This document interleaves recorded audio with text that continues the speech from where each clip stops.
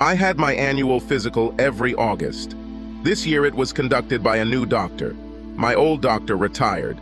The new doctor was a young woman, Marian Wellner. She is red-haired, in her early 30s. I didn't really want her to do the examination. Part of it was the intimate physical contact, and I thought about embarrassment. Dr. Wellner's nurse did many preliminary procedures, such as taking blood pressure and ECG, and testing my ability to remember a book, an apple, a table after a few minutes. I was always worried about this. But this time, I was worried about being practically naked in front of a young woman, an attractive young woman. But I didn't need to worry. I was so nervous that there was no chance of arousal. When we finished with this part, she smiled and said, "Well, I'm sure you're glad it's all over." "Yes, glad. Thank you." I smiled back at her. The remainder of the examination was routine. The blood work was excellent and everything checked out. When we were about to leave, she asked, "Do you have 3 children?" "Yes, 2 boys and a girl." "Have you adopted a child?" "No. Eco." "But why are you asking?" She blushed. "Well, I'm new and I looked through all your notes before this meeting." "About you? Well, it doesn't matter. Thank you for being so quick." She waved her hands. "You must explain yourself, doctor. This is my body." "Mr. Miller, you have a disease. You have been infertile since birth. Mr. Miller is Ted Miller." "About... Nobody told you about this?" "No, please make copies of all my medical records." Now I was as shocked as can be. "Certainly. Sorry, I should have remained silent." "No, not at all. Apparently too many people were silent." About 30 minutes later, I received the notes. Meanwhile, I was thinking about this. I'm 48. I've been married 26 years to Melissa. We have 3 children.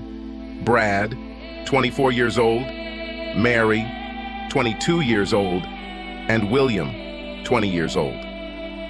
At least I thought we had 3 children. Brad is married with a son on the way.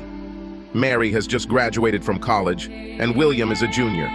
I wondered who their real father was, but after thinking about it, I found that I was not convinced by Dr. Wellner's words. All 3 looked like me, partly. When the notes arrived, I took them to my office and scanned them. I considered various possibilities to verify what she told me. I called a college friend of mine who was a doctor in New York. He called me back an hour later. "This is Mark Madden, urologist." "Close enough." I said, "Hi, Mark. I need some advice, but without personal appearance, and strict confidentiality is required." "Tell me about it," I told you. "Send me the notes by email and I'll look at them this afternoon." "Done, and please send the bill. The service is done quickly." He called back at 3:30. "Ted, at birth, you had a disease that led to infertility. I'm guessing you didn't do anything about it." "I didn't know about this." "Well then, when you were born and you were diagnosed, nothing could be done. Over the past 10 years, we have developed a method of helping. Can you send me a textbook on this subject, Mark?" "Certainly. I'll send you an email in 10 minutes. Good luck." "Thank you." "Hey, Ted, don't you have kids?" "Eat." Well, that's what I thought. Oh, I see. Good luck." I hung up and called the DNA lab. I agreed that they would send me several sets on the same day. They arrived at 5 o'clock. I put them in my briefcase and went home. My youngest, William, was still at school and was due to leave next week. After some thought, I decided that it was enough to test one of the children. When I arrived, Will was at home, reading in the living room. Melissa was cooking. She usually returns early from work selling real estate through an agency owned by my older brother, Robert. I smelled fish. Her cooking, that is. The 3 of us ate crusty cod and salad. Good food. I think Mel noticed my reticence, but Will probably didn't. Mel is also 48. She hasn't gained a pound since college, where we met. She has dark brown hair and eyes like mine. Her height is 1.70 meters, her weight is 59 kilograms, she is quite pretty. While Mel and I were cleaning up, I picked up the glass that Will had used at dinner. Later, I took it upstairs and cleaned the rim with a swab I had. Then I went into Will's room and took a few hairs from his brush. and I swabbed the neckline of a t-shirt in his dirty clothes basket, and also his sneakers. I also took a swab from the inside of my cheek, sealed everything in envelopes, and put them in a briefcase. That evening, Will left, and when he left, Mel asked me, "What's happening to you, Ted? You're lethargic. Passed a medical examination? Something happened?" "No. Healthy as always." He was probably nervous about the new doctor. "How is she?" "Good, pretty. I was nervous, you know." She laughed. Her laugh is contagious. "You haven't gotten up, huh?" "No. I was too nervous about this." "Well, I'll see her next week, and I'll ask. Just to check." To her. I left. That evening she wanted sex, and I told her that I didn't really want it. She accepted it with dignity. The fact that I refused her was unusual. The next day I took the DNA samples to the laboratory myself. I paid for a quick analysis. They told me they would have something by Friday, 2 days later. I went to work. I work as a lawyer at an investment bank. Essentially, I manage an in-house team of 6 other lawyers. We are located in Washington, close to regulatory authorities. I have been doing this work for 22 years, and I earn very well. I also have stock options that, if cashed out, would be worth a pretty penny. I admit that I was distracted at work. However, what needed to be done was done. I rode my bike to work and rode my bike back. The exercise, I thought, would calm me down. When I arrived at 6, Mel was not at home. She left a note saying there were sandwiches and salad in the refrigerator. She was going to a play and then perhaps a bachelorette party. Normally, I wouldn't think much of it. She did both with some regularity, but now there is no trust. I ran the location finder on her phone. She wasn't in a nightclub. She was at a motel near the Fairfax line. I ate and talked a little with Will about college. He was looking forward to this. The summer went well for him. He worked in a bicycle repair shop and earned decent money. But he broke up with his girlfriend Lisa and was a little depressed. I went to bed early. Mel arrived at 11 and was in bed soon after. No shower. But she pulled away a little when I tried to press against her. I did this to see her reaction. I knew she was cheating. I just didn't know with whom. And he had no intention of trying to have sex with her. The next day I got up early and rode my bike to work again. There I took a shower and immediately got to work. It was a busy morning. At 1 o'clock I received a call from the DNA laboratory. They emailed me the report. But on the phone, the technician said that Will's samples belonged to my nephew. I almost fainted. I have only one brother, Robert. He is 3 years older than me. He helped me throughout my childhood. He and I were about the same height, 183 meters and average build. He was a good athlete at school and played basketball at university. He was not a star, but he played. He finished school and started selling real estate. He succeeded in this and opened his own company. He married Glenda Wilson, his college sweetheart, and they had 3 children. All 3 had graduated from college and were working. About 4 years ago, Melissa joined his firm. Before that, she worked as a teacher. I made good money, and she didn't have to work. But Will was already old enough to take care of himself after school, and she wanted something more interesting. At least that's what she said. Now, I absolutely did not believe anything she said. After receiving the news about DNA, I sat and wondered what could have happened. All 3 of my children had birthdays at the end of September. The countdown I got was around Christmas. When Mel and I decided to have children, she stopped taking birth control pills. We tried for months before last Christmas before Brad came along. At Christmas, there was a big family gathering as usual, and Rob was there with his family. And I remembered that after Christmas that year and many subsequent years, Mel and her friend Linda Green went on a week-long meditation retreat. They left on Boxing Day, the 2nd day of Christmas, and returned on New Year's Day. Some years they stayed an extra week. The seminar was supposed to take place at one of the centers in the mountains of West Virginia. When Brad showed up, Mel didn't go the next year, but I went again the next time. Mary appeared the following September. There was no workshop when Mary was breastfeeding, but when she was 15 months old, Mel and Linda went again. Will arrived the following September. The traveling seminars continued for several years. I thought about it. They stopped when Mel went to work for Rob. Linda Green had been Mel's best friend since college. She got a job at Rob's new company when he opened it. So, the three of them worked together, and that was the case for a while. The next weekend, we took Will back to college. I rented a minibus and we had a nice 2-hour drive on Saturday. Had lunch with Will and helped him move into the apartment he shared with his good friend, Mike Watson. After that, Mel and I waved goodbye to them and left. I admit, when we were alone, I behaved quietly. Eventually, Mel noticed it. She said, "What? You didn't even say 2 words to me." She looked worried. "I have a lot to worry about, Mel. So many, this is not what I'm going to discuss now."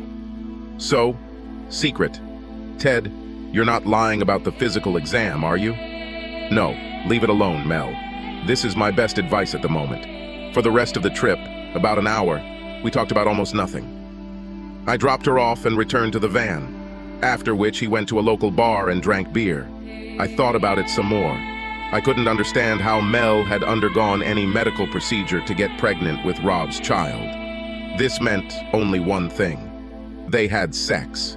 Repeatedly and for many years. Perhaps it was Rob that Mel met at the motel. Sitting at the bar, I was angrier than ever. You know what they say about the red color in the eyes? It seemed to me that this was so. Everything I looked at had a strange hue. I scared the bar manager, a young woman. In the end, he threw a 10 on the counter and left. I had several friends with whom I played cards and tennis. My closest friend was Ned Bart. I went to his house. She and Mel never got along. His wife Sadie was not close to Mel at all. Their children also left for college. So when I rang the bell, Sadie answered. Ned was nearby. They immediately saw that I was out of shape. Ned has a small gym in his backyard garage. I said, "I need to use Calm Ned." Ned and I practiced self-defense at a small gym near our house. I knew he had a bag because I worked with him once a week. Certainly. He and I went out into the backyard. I put on gloves and attacked his heavy bag as if my life depended on its bursting. Ned watched silently. After the initial frenzy, I began to act more systematically. I kept hitting and hitting until I fell. Ned picked me up and helped me walk to his house. I fell onto a lounge chair on his terrace. Sadie brought me some water. Having come to my senses a little, I began to sob. Ned asked, "Is someone dead or injured?" "No, not yet." My son turned into a growl. These two were smart enough to leave me alone. 10 minutes later, Ned brought the beer. Sadie sat down next to me. She said, "Now that you've done all this, you have to tell us." I made them promise to remain silent and told them everything. Both were shocked. Ned said, "How? I mean, without telling you. And your parents should have known." I thought about it. The medical record when I was a child laid out everything about the condition. They knew. Sadie asked, "What are you going to do?" "I have no idea. Don't take it to heart. Please don't lose it like you did with the bag. Prison is not a good place." "I won't. I think I'd better go home. She'll be worried and I want to avoid confrontation, for now." I drove back to my house. Mel stood at the door. "Where have you been?" I worried so much. Stopped for a beer and met Ned. I went to his house to do some work carrying sacks. Sorry, I should have called. I got in the shower and we had dinner. On Sunday we went for a picnic to a local park and went rollerblading. But we didn't have sex on any of the nights. On Sunday, Mel looked disappointed and confused. I got up early and left for work without whacking her. I made an appointment with a lawyer in a nearby building and went to our bank. I also visited my company's HR department to change the direct deposit and beneficiary of my retirement account. This was not easy. A lawyer let me know about a divorce in our state. But she, Millie Stanton, also said that my wife and brother cheated on me. Maybe this will be useful to me. I asked her to file a divorce petition with alternative grounds. But don't let her give it to Mel until I give the go-ahead. That evening, I installed tracking software on Mel's cell phone. She was on my phone plan, and I could receive her messages and the numbers she called. I also threw 3 small voice recorders into my house. in the kitchen, bedroom, and living room. One went into her car. I asked Mel to set up a party at my house with Rob and Glenda on Friday night. On Monday and Tuesday, I stayed late at work, telling Mel that I had something important to take care of. On Wednesday, I returned home on time. We had a nice dinner and I put on a good face, but there was no sex. Mel was clearly disappointed. Later, I downloaded all the materials from the recorders and checked her phone. When Mel went to bed, I listened. There weren't many entries. During the day, no one was home, and Mel didn't talk to herself. She made one call to Rob's cell phone and one to my mom. 5 years earlier, my mother was widowed. She was 78 and lived 30 minutes from where I grew up. The bell rang first. I heard Mel's voice. "Mom, have you heard anything about Tim lately?" "Well, he seems to be out of his mind. He had a physical and hasn't been himself ever since." "Don't know. Just checking." Okay. The next call was to Rob. "Rob, this is Mel. No, we can't do it this week. You guys will arrive on Friday. And Tim is acting strange." "Don't know. I don't see any chance of him finding out anything." "Look, we're being careful. And either way, I think he got some bad news from the physical." "Okay, see you, baby." The essence of this conversation was the actual end of my marriage. They are still together. It occurred to me that at first they might have thought they were doing me a favor. But in reality, no matter what they think, I'm going to punish them as best I can. Rob and Glenda arrived at 6:30 on Friday. Mel and I made food, grilled hamburgers and fries, salad. While we were doing this, I studiously ignored Mel. She noticed this, but didn't say anything. When the doorbell rang, she looked at me and said, "I hope, Tim, you're not going to be in a bad mood all evening." I didn't say anything and opened the door. Rob and Glenda greeted me. Glenda hugged me. Rob tried to do the same, but I turned away. I bought them drinks. Beer for Rob, white wine for Glenda. We sat on the terrace, all four of us. I said, "I'm divorcing you, Mel. On Monday, you will be served with a divorce petition. Rob, I'm suing you for child support for all the years I raised and paid for your children." Mel began to sob. Rob jumped up and stood over me. "You're an idiot. Jerk, I'll kill you now." Glenda watched. Rob tried to hit me while I was sitting on a chair on the porch. I stumbled back, away from him, and turned over in my chair. And then he stood up and said, "Are you angry? You are a hypocritical asshole. Let's do it." He growled and attacked me, swinging. I ducked under his fist and punched him in the gut. He wasn't as strong as me. The blow took his breath away. Doesn't matter. I hit him in the stomach again. I didn't hear Mel scream. I continued to hit Rob until he fell onto my shoulder. Then I kneed him in the groin and threw him onto the terrace. I turned around. Glenda stood up, but looked only at Mel, who rushed to Rob. He was conscious and moaning. Mel looked up at me. "You had no reason to hurt Rob." "None. You are a savage. You could have killed him." She was still sobbing. "And I still can, and you're not safe either. You're a sneaky bitch." Mel turned white at my threat. She slowly backed away from Rob. I growled at her.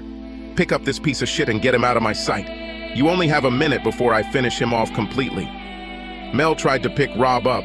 She found it difficult to cope with his dead weight. She looked at Glenda and said, "Help me with him, Glenda." Glenda came to her senses a little. She simply said, "No, you two are on your own. I agree that you are a bitch." Mel pulled Rob onto the couch on the patio. She picked him up and, staggering, disappeared into the kitchen. I looked at Glenda. "So you didn't know?" No. I've had some suspicions about Rob over the years, but not with Mel.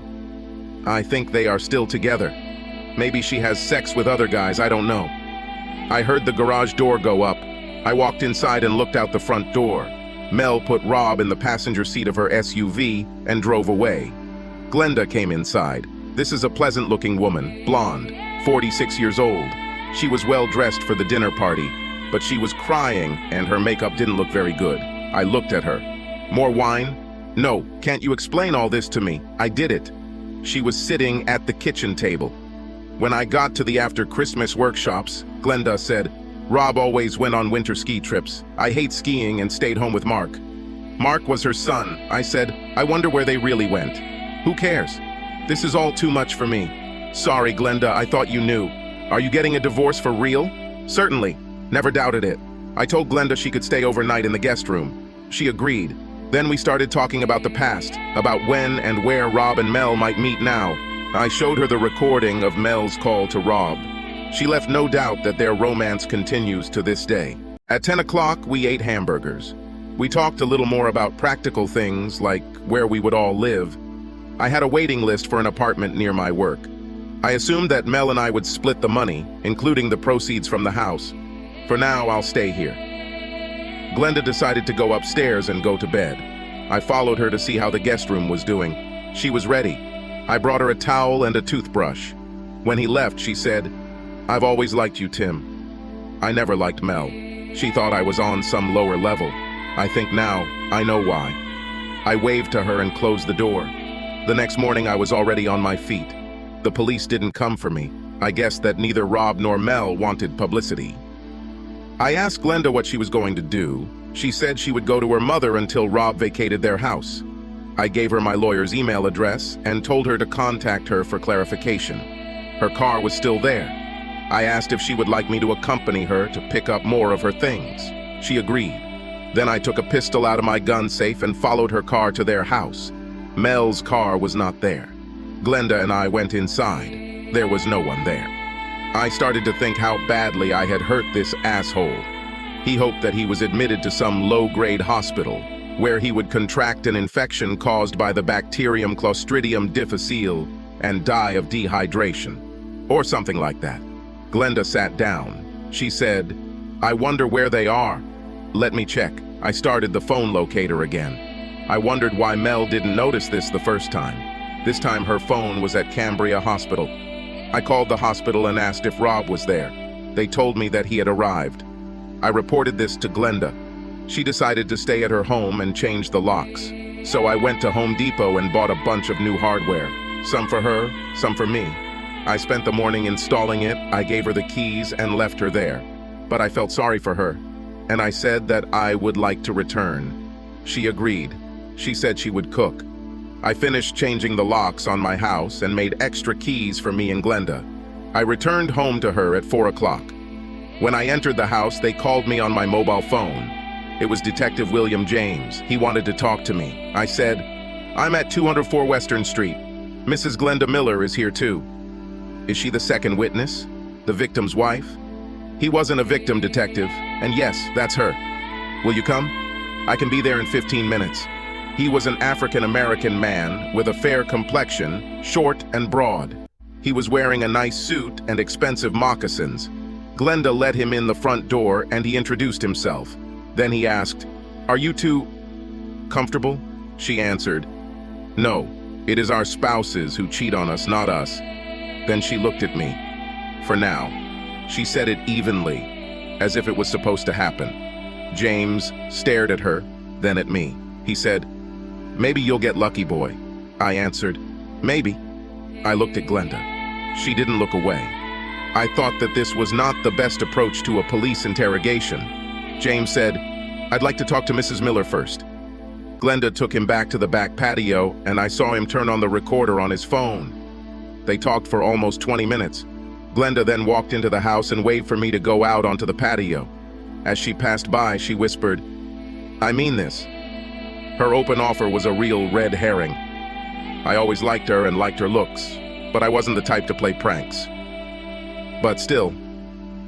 The detective said he was recording and asked me to tell him what happened. I started by finding out that my children were actually Rob's and that I only found out recently. Described dinner on Friday and his reaction. He also described our quarrel.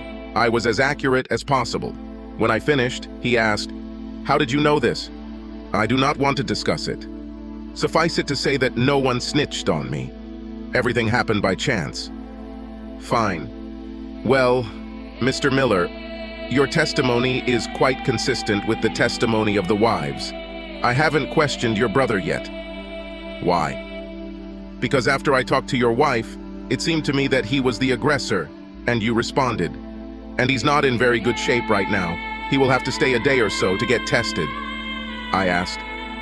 Tests? He looked at me intently. This is not a joke at all. A knee to the groin is the only thing that can cause you trouble. But then he turned away and smiled. What will happen now? I'll write this down and send it to the Commonwealth's attorney. She will make a decision. I'll talk to your brother. Detective James stood up and I walked him into the house, where Glenda joined us as we walked to the front door. Coming out of the entrance, he turned and looked at us. I hope you two have a good evening. Then he walked to his car. Glenda closed the door. She stood right in front of me, raised her head up and slightly to the side. She said, "Dinner. A heavy salad in the refrigerator. There's no rush." She said this in a voice that left no doubt about what she wanted from me. I don't know how women do it. I kissed her. It was an open invitation, and I saw no reason to refuse. She dug into me, and our kisses carried us to the sofa. She pulled me towards her. She was furious, and I responded to her. Having undressed, I stood over her. She pulled off her dress. Later, I thought that she planned everything and dressed for seduction. It definitely worked. It wasn't sex for love. It was pure lust. I brought her to several climaxes. Then I could no longer hold back and came to the finish line in the same way. I rolled off of her, and she slowly stood up. She took my hand and led me to the kitchen. We had dinner and went upstairs. She said, "I know that what we are doing is, perhaps, something like restoration, but I don't mind." Me too. We had sex, a shower, sex again. We changed positions to satisfy each other and came to climax more than once. Finally, our middle-aged bodies began to crave sleep, and we got it. I woke up first. I was in the master bedroom shower when she walked in on me. This led to another fight. We soaped each other, washed everything, and wiped it dry. Then they brought each other to the finish line again. Then we took a shower again. And we had breakfast. It was Sunday. We both wondered what was going on with our spouses, but neither of us were church people. I checked the location of Mel's phone. She was at my mother's house. It just reminded me that I should talk to my mother, who probably played some role in my cuckolding. I talked to Glenda about this. She said, "I'm actually not sure about any of this. You know how it happened. Maybe it doesn't matter. It matters to me if my mother has something to do with this. And I also need to talk to Mel. Maybe she came home and couldn't get in. But she made no effort to see me or communicate. They are probably sorting things out. I'm heading there. Do you want to come with me? I always want to. I am a born slut. You tore my hat off." She laughed. "So will you go with me to Mom?" "Yes, why not? We can make it obvious what we have done." "Yes. What good is revenge sex if the cheaters don't know about it?" We both laughed. We arrived at the house of my mother, Shirley Miller. Mel's car was there. Glenda and I walked out onto the porch, and Mom opened the door. "Go away, Tim. You hurt Rob. Rob needed to be hurt. Anyway, he tried to hit me. I'm here to find out how involved you are in this. If I turn around and leave, I won't come back. Ever." She let me in. Glenda followed me. Mel was sitting in the kitchen.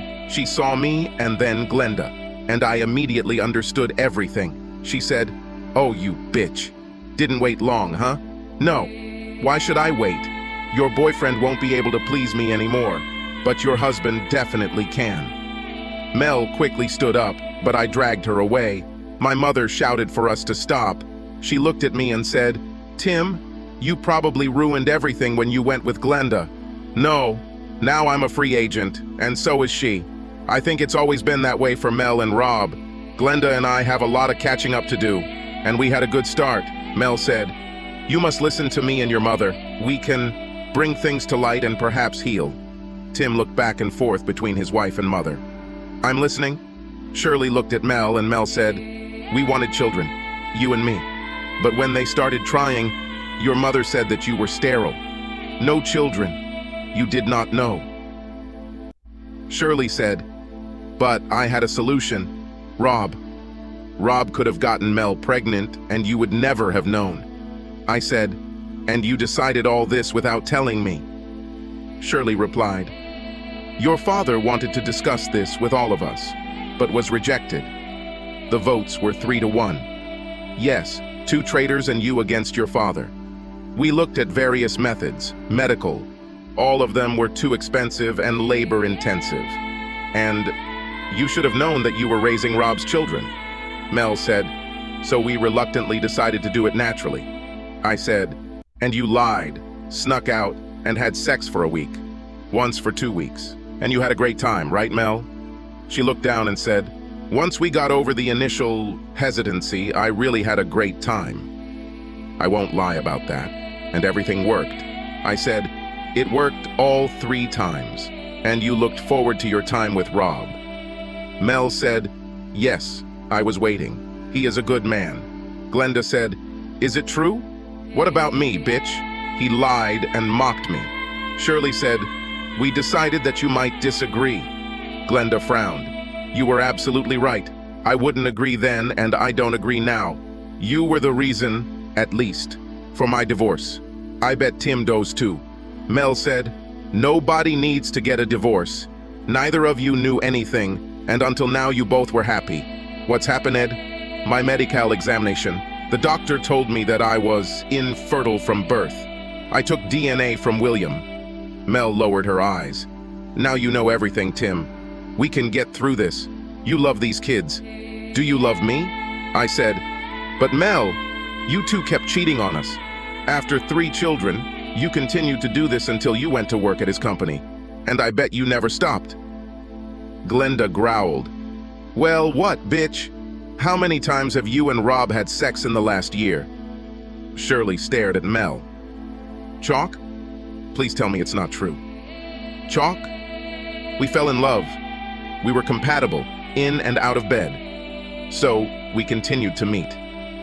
I said, yeah, like last week at the Shady Pines Motel. Mel looked shocked. Have you hired a detective? I just launched the locator on your phone. Mel said, we can stop. We'll stop. I only need you, Tim. Glenda said, I want him too. You can leave with your great love interest. There is no turning back. Shirley, who was standing, sat down abruptly on the kitchen chair. She didn't look well. I asked, Mom, are you okay? She began to cry. What have I done? My God, Glenda said, secrets and lies only lead to more secrets and lies. You should have told Tim from the beginning. Mel said, then none of our children would exist. So maybe what Shirley did wasn't so bad. I looked at Mel.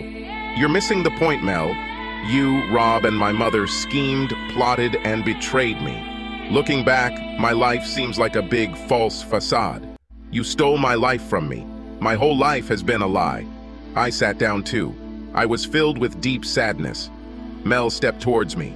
I pushed her away. I sobbed. Never again, Mel. Never again. Glenda hugged me from behind. We all cried. Finally, I stood up, and Glenda and I walked away from the others. Nobody followed us. When we returned to her house, we were not in the mood. I helped her weed the garden and mow the lawn. We had lunch. After that, they started talking. I asked, Glenda, are you sure about the divorce? After all, you and Rob were together. Glenda replied, well, remember what you said about them taking your life. I feel the same way. I'll go see your lawyer tomorrow. We can go together. But I don't see any way back. It was too long and too angry. I said, this is what I believe in. I have to think about the children. Perhaps if there is a divorce, they should know why. How should I tell them? Call them, or write a letter and ask them to call. So I did. After lunch, I wrote a letter to my 3 children. The gist of the letter, after I laid out the facts, was that they will always be my children. To me, they will always be the ones I raised and loved. I sent an email and asked them all to call. My cell phone rang a little over an hour later. It was my daughter Mary. She asked, Dad, are you okay? Will, and how are you? It's very hard to go through. I just know that I love you, and you are my dad, forever. I can't figure out what to do with my mom. She and Grandma, how could they? Grandma thought she was doing me a favor. I didn't know that the two of them would be forever. Your mother?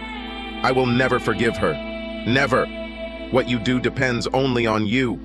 I won't know what to do for a while. Well, in many ways, I hope that you will come to some kind of semi-friendly solution. I guess I hope so. Yes. Not easy. Well, I just wanted to talk to you. I love you. I love you too. We hung up. Brad called 2 minutes later and we had a similar conversation. William called at 11 when he read the letter. He was a little more reserved than the other two. He said, When I was at home and everyone else went to school, I saw something about Mom. I ignored it, but I had to talk to someone about it. Sorry, Dad. There is no reason to mope. Everything is over. You were in a difficult situation and did not know about all this. We ended our conversation after a few minutes. Will didn't speak very well. He was close to his mother. At least it was. I wondered how much he really knew about her and Rob. Glenda was in the kitchen looking through an old photo album. I joined her. There were all kinds of photographs of her family growing up, and mine too. After a while, we were both crying. She said, "Maybe this is not a very good idea. No, we must come to terms with what is lost." I hugged her and kissed her deeply in a friendly way. We looked at the memories again. Then they went up to bed. We slept together, but there was no sex. On Monday morning, we went to see a lawyer. Millie Stanton didn't feel comfortable talking to both of us at once, but we insisted. She was a large woman in her 50s with a big 50s-style hairdo, gray hair, but a non-serious attitude. I liked her, despite her hairstyle. She explained the basics of divorce in the state and said that adultery is one of the grounds for divorce, but it is now out of favor. However, she said that our situation was beyond the ordinary. We worked out a plan where we would each file for divorce and I would sue Rob for alimony. Millie was not comfortable with Glenda being present because Rob's finances were tied to hers. Millie said she would file paperwork regarding this, or he could wait to file a lawsuit against Rob until after maternity leave. I asked that Mel be served at work and at the same time as Rob. This was supposed to happen on Wednesday. I took Glenda to her bank to try to separate their assets. This took a while, and we had a late lunch at Bersoni's Italian restaurant. We returned to her house at 4. I decided to go home to my place, and she went with me. Nobody bothered with the new locks. We went inside. She looked around, again saw what had been familiar to her for many years. I turned around, and she stood next to me with the same look. She said, "I want you to fuck me on her bed. Now, please." I could only fulfill such a sincere request. I just picked her up and carried her upstairs, threw her onto the large bed in the master bedroom. She was laughing. She said, "You're so rude and strong. There's no way Rob could do that." She stood up and undressed, just like me. Naked, we collapsed back onto the bed. Then everything went slowly. At first, it was strange for me. Sex with another woman in this bed, but I quickly got over it. She was just a banshee, and she just took what she wanted. At the end, she had such a strong climax that she lost consciousness, and I almost fainted too when I reached the peak. After that, we lay down. Some time passed, and she said, "It was so great. Take this bitch's husband on her own bed. It couldn't be better." I smiled and said, "How vindictive you are." "Yes, and everything is to your advantage." "Well, mostly to mine. But you liked it too." "Of course, I liked it." We reached a climax in revenge sex. Now she laughed. "Yeah, from there everything went downhill. But it was not inclined at all. We had sex all night until we stopped. In the morning before work, I made love to her. Tender love. After the shower, she cried, and so did I. But we got dressed and went to work. Glenda took one of Mel's work outfits. I figured it was more out of revenge. It was a little tight at the top. Mel called me at work, said, "I need to go into the house to get my things. I came to work in a dirty dress. I can meet you at the house at 6. Has Rob been released from the hospital? No. He will have surgery. You fucked him great. Where are you staying? At your mother's house. I'm in your old room. Ironic. Where are you and that bitch staying? Here and there. You must rent out one of the houses. What happens when Rob comes out? Not my problem. Have you heard anything about children? No. What have you done? I emailed them a report of what happened and talked to them on the phone. Oh, Tim, they'll hate me. They didn't call me. None of them. You know that you deserve? Fuck you, she shouted. I passed out. I met Mel at the house at 6. She arrived on time. An amazing development. She got out of the car and I unlocked the door. She went upstairs. There was a scream. You had her on my bed. I smell. I can't believe you did this. I came up and said, she wanted to do it. Revenge for taking her husband away. In my opinion, this is not enough. Mel's rage seeped out of her. She gathered her clothes and I helped her carry them downstairs. She had a bag for toiletries. When she loaded up, not noticing that the clothes Glenda was wearing were missing, she asked me, "Is there any chance that we can—" No, none. I meant every word I said, Mel. It's all over between us. She looked depressed but not surprised. She said, "At first I really wanted to have a good family like any wife. This seemed like the best solution. But then everything went off the rails. I apologize for this. I do not accept these apologies. There is nothing you can do to make up for the fact that you had children with another guy and cheated on me for many years. An apology doesn't come close. And I don't believe you're sorry." She got into the car and drove away. The next day she was served at work. Glenda attended to Rob at the hospital. After lunch, my mother called. She said, "Tim, did you have to be in such a hurry with the papers? If you cool down, maybe everything will get better." "Nothing like that, Mom. She's been having sex with Rob all these years." "Tim." "No need for Tim, Mom. And remember who started all this shit." "Oh, I remember. Until last week, everything was working fine. I said goodbye. I haven't decided what to do with it yet. After all, she was the one who caused all of this.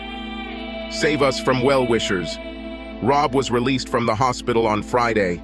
He couldn't go back to his home because Glenda would have killed him with his own gun. He ended up at our mother's house. And Mel was there too. I didn't care at all that they were continuing, even if it was in my old room or his. But if my mother allows them to do this, she is dead to me. I discussed this with Glenda. She and I decided to figure out what was what. I still had the key to the house. We waited until 2 o'clock in the morning. I drove us there, used the key to open the back door. I had a pistol with me in case of an attack. Glenda waited downstairs while I crept up and looked into my old room. I figured they would be there because there was a double bed. She wasn't in Rob's room, they were both there. I had my phone ready and turned on the light to take some pictures. There were screams, mostly from Mel. She was naked. Rob was also naked, but had a large bandage around his lower ribs. He couldn't move normally. Mel simply pulled the blanket over her. Mom was running down the corridor and saw me. She said, "Tim, don't make hasty conclusions." I said, "I don't. No need. You condone what they did, something they still do." I turned and went downstairs. Glenda was waiting for me there. She said, "I guess they were together." "Yeah, go." Mom and Mel came running. Mel was wearing a robe. Bad boy Rob was nowhere to be seen. Mom said, "They are adults. What can I do?" "Throw them out onto the street. This is my old bed. I think Rob's goal is to fuck her wherever I was." Mel replied, "He didn't have me? Could not. You heard him." I laughed at her. "Although you probably tried, huh? And what?" "I don't stand a chance with you." "Is it true? I hope you both rot in hell." I turned to my mother. "I'm done with you. I'm still your son, but no more. Now you have him, not me." Glenda and I left. We returned to her home. We went to bed at 4 o'clock. Glenda and I stayed together while the divorces were going through the courts. Mel and I sold the house and split the money. She didn't receive any alimony or anything else from me. The judge didn't like what she did. My children have adjusted. The older two had no contact with Mel other than sending a Christmas card. They blocked her calls. Will talked to her, but wasn't very condescending. When it was time for him to spend the summer between years, he stayed with me. He had no contact with Rob. Mel met him for lunch several times, but Rob was not with her. Will didn't want to talk to him. Glenda got almost everything. She kept the house and received a large lump sum for her share of Rob's business. Rob lived in a 2-bedroom apartment near his work with Mel. About a week after the divorce, Glenda and I spoke. Our sexual passion remained undiminished, but other than that, we weren't truly compatible. That's why I moved out. Neither of us were particularly sad. I think we knew almost from the beginning that what we had couldn't last. There was too much water under the bridge. She made me promise to come over and have sex with her from time to time, as long as she didn't get into another relationship, or me. I agreed. She was sexy, and we were so good at it. I had an operation which successfully solved my problem. At 49, I was no longer sterile. There's a lot of good in it, that's what I think. One evening at the gym where Ned and I went to practice self-defense, I saw a woman kicking a heavy bag. She was a savage, and she looked fantastic. After she finished, she looked back at me and asked, "Scared?" I smiled. "Of course," and stepped back, raising his hands in a sign of surrender. She laughed. "I was watching you. You're not afraid of me." I answered, "Not afraid? No. I am Hilda Marks, and you, Tim Miller. I'm going to take a shower and drink coffee." She gestured to the store across the street. I said, "Meet me there in 10 minutes. Let it be 15. I'm a woman after all." Without a doubt, we had a pleasant conversation. She was new, she was 36, she had a school-age son, no husband. She left him on the West Coast. We spent almost 2 hours talking. By the time the store closed, she knew everything about me. Medical history and everything else. I was fascinated. And she was interested in At that time, I had a bungalow a mile from the gym. 2 bedrooms. 2 weeks passed before she visited my bed, and she stayed the night. She was just as wild in bed as she was in the gym, but I was stronger, and she didn't want to win. I wanted to be conquered. I found it a real aphrodisiac. Her son's name is Donald. He was 16. He was in the penultimate grade. He and I got along well because he was a baseball player and so was I. I ended up helping out on the school team. 6 months after we met, Hilda and I got married. She was pregnant. Marriage by chance. Donald and she moved into the house I bought next to my old one. He has his own room, and there is room in the basement for sports equipment, so his mother can continue to be deadly. Soon, Thomas Timothy Miller appeared. For me, he became a miracle. Mel and Rob were soon history. She changed agencies. I got together with a plumber. He was younger than her, 40 years. I think she's still sexy. Glenda married the guy she dated in college, James Wilder. Hilda and I talked with them a little. He seemed like a good guy. I can confirm that Glenda still looks good. I guess she's still sexy in bed. James and I were talking about this one day. It was a kind of bonding moment. I have never fully forgiven my mother, but he visited her. When Thomas was born, she was delighted. Hilda made sure that his mother saw him regularly. She sympathized with her a little more than I did. My mother died in June of this year. The memorial service was calm, despite our family history. Rob said goodbye. I'm not. He kept his distance from me. Subscribe to our channel so that your second chaff doesn't cheat on you, and go ahead and listen to the next story, because this story is nothing compared to the next one.